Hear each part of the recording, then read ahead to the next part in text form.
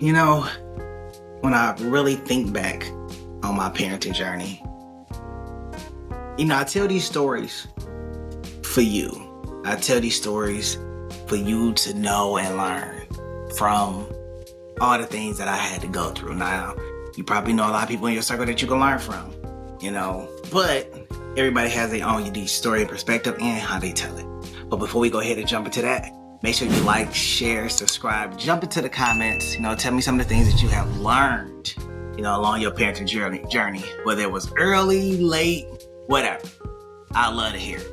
Now let's just go ahead and dig into it. My parenting journey, what I've learned. Some of the things I learned is I learned to choose wisely. And that goes for a multitude of things. Where you're gonna live. Know who your partner is gonna be. Is that partner even worth having a kid with? Okay. What school they're gonna go to. No, they're gonna go to a school where they wear clothes, just regular clothes, and you have to buy a multitude of clothes for the whole school year and for them to tear up and everything, or do you buy them, whether you take them to a school where they wear uniforms and then you have to buy uniforms every year and then they have no kind of sense of style when it comes to dress. Then you gotta look at job. What kind of job am I gonna be able to have to be able to support my kids? What kind of job am I gonna be able to have to be able to provide them with the life and be able to still be in their lives? Am I gonna have that work-life balance? Should I have a job closer to their school? Should I have a job far away from their school? What program should I put them in? What things are they gonna like? There's a lot of decisions that comes with being a parent that you probably don't think of in the beginning. And some of the decisions that I made, I'm okay with, but then again, I feel like I could have did better. Like we moved a little further from the city. One of the things I wanted to do is I wanted to put him in the schools out there. But then it was kind of like, okay, I'm more comfortable with him at this school that's right around the corner from my job, because if anything happens, I can be there in like 5 minutes. So it was a 5-minute drive versus a 30-minute drive if something was to happen. And then also, I don't know if any other parent has concerns, but because he would have went to probably a predominantly all-white school, and one of the things that did kind of cross my mind was racism and the stuff that could happen if he had went to that school. So that was definitely a concern of mine as well. Now, another thing that I had learned is what was going to be my role in my son's life. And what I mean by role is that I could have stayed a supporting father from a distance. I could have been that weekend father. I could have did those type of things and could have been that father that was just there on the weekends, there for particular activities, and that's it, and still went and lived my life and lived a very productive life. But I decided not to be that. I could have just went and just paid my child support and just called it a day and excelled up the ladder and did a few other things. But I didn't want to do that. And I didn't want to do it because I knew that not having my father was such a big deal. And he was a weekend father and he called weekends off. Like it was a job. He called weekends off. He would make promises that he couldn't keep and various lies or how the case is. Now there's a whole nother backstory to that. I'm not saying it's primarily all his fault, but at the same time, at face value, that's what happened. Okay.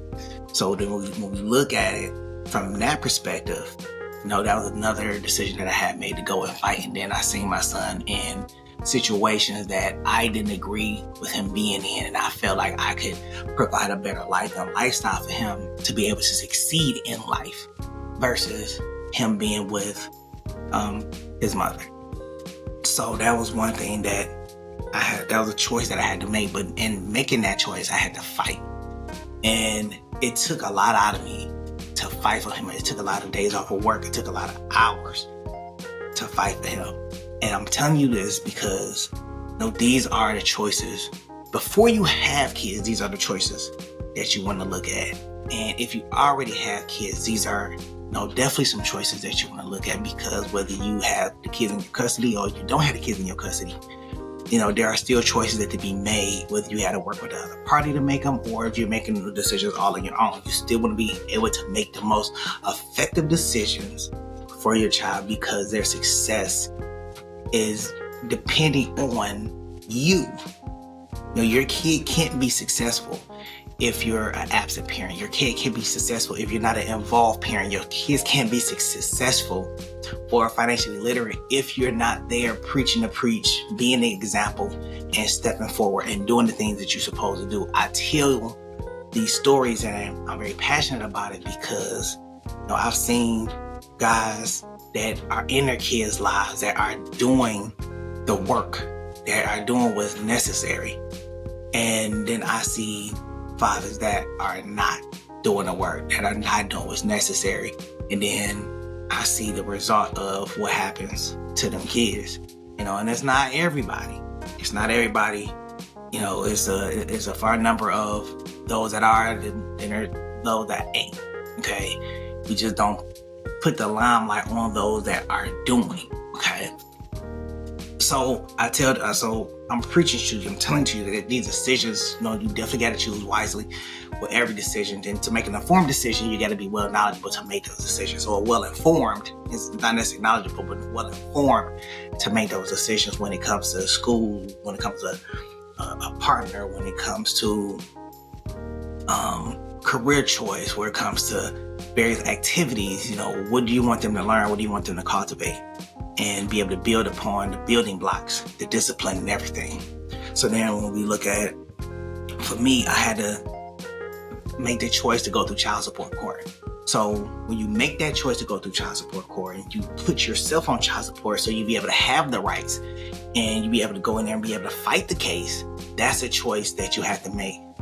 Sometimes it's voluntary and other times it's involuntary. But then there's also the side street where you just don't go that route at all. You just, say, well, I'm not going to fight the fight and I'm going to let them just take it and I'm going to continue to go live my life, but then go off and start a whole nother family. That kind of loses me right there, because you make the choice not to be in one kid's life, but to go and start another family and then be in those kids' lives. And I've said this, one situation comes to mind where, a young lady had told me that, her father was the most active in her life versus his other 4 kids' lives. And I'm like, and that's something to be proud of, which is great that the person did that. But if you look at my previous example, you went ahead and bypassed all the other 4 kids and they're in a relationship with their moms, only to be at the 5th kid and say, I'm gonna have a relationship here. And, we all have to learn somewhere down the line. But then that also goes into choose wisely. What was the reason for the first 4 choices? Was it drunken nights? Whatever the case is, like that. Not trying to judge. Just painting a picture of you bypass the relationship to have with all of them just to have one with your last and be more involved there. Is that like some kind of retribution for what you did to the previous 4? So that's something to consider, something to think about when I'm talking about choosing wisely. Another thing I learned is privacy. I have known a lot of men that have had their relationships destroyed and their lives destroyed because, the person that they had kids with knew who they were dating, knew where they lived, knew where their family lived and everything.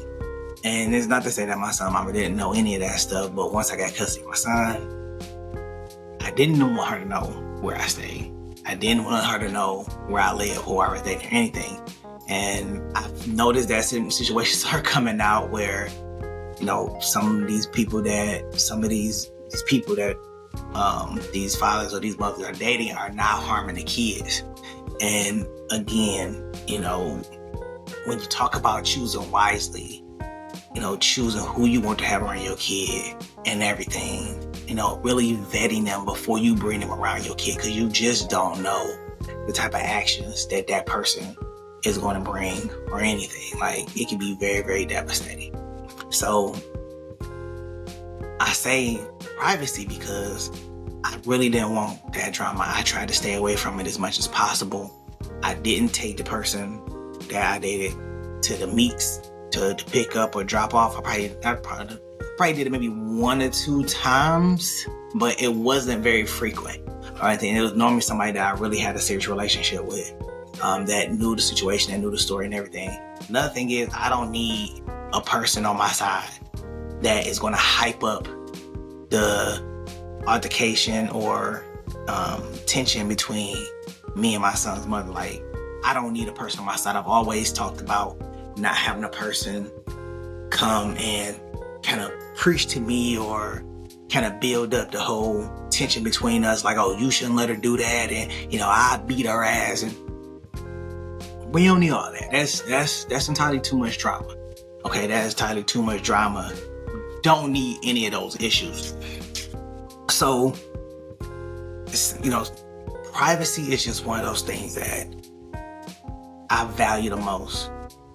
I'm not really into sharing all that stuff with my son. I really don't even want to have a conversation about that. If it ain't about the kids, it ain't about nothing. And I won't be coerced or bribed into sharing any additional information that I don't need to do. I don't need to share. And if anybody's in a situation like that, like I said, you have rights.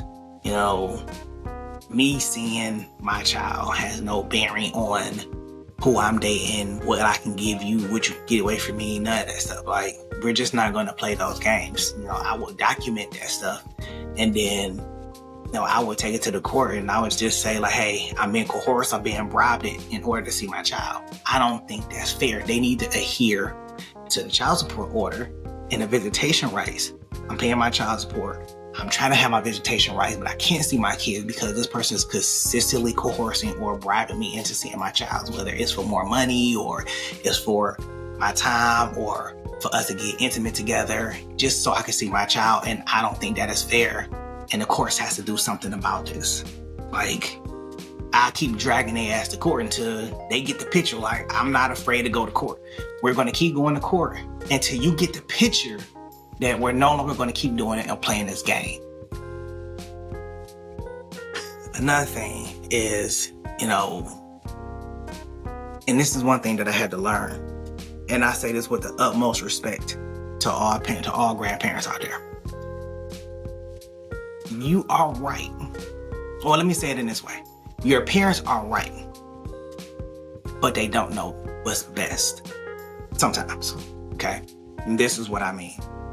Your parents can be right about a situation, but at the same time, not know what's best for your situation that you're in, okay?